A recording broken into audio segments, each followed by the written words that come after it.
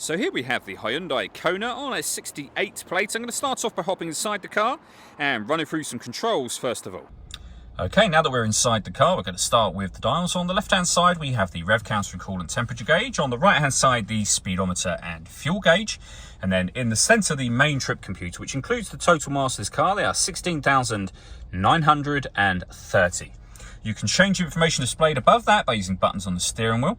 You can, for example, have a digital readout for the speedometer, and there are other menus available to you as well, all of which are accessed just over here. We've also got our cruise control there, and then stereo and phone controls on the left-hand side.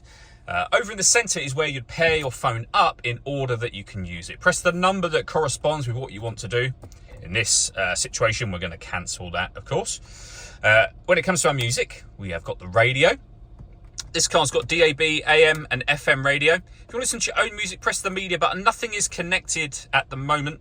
You can listen to your music via auxiliary and USB inputs. But as I say, none of that is connected up. Over on the right-hand side, we then have our menu. You can go back a page from here as well, and you can change your settings. We have the main volume for the stereo over on the left-hand side. And then working our way down, the air conditioning. So you can adjust the temperature, the fan speed, and the direction you'd like the air to be distributed in. When you're happy with those settings, you can turn your air conditioning on, and it's on when that light shows. Same button to turn it off, of course. We have our heated rear screen. We can also recirculate the air that's in the car. That's a great way of heating it up or cooling it down quickly, depending on the temperature you've set over here.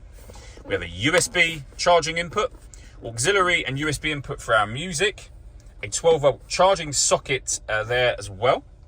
We then have a 6-speed manual gearbox. And this button turns off the stop and start. This car is designed to cut out when it's stationary in traffic to save you fuel. That system is off when that light shows. All that leaves me to say is thank you for taking the time to watch this video. If you'd like to come and see the car for yourself and have a test drive, please feel free to call either of our MJA sites. We'd love to hear from you soon.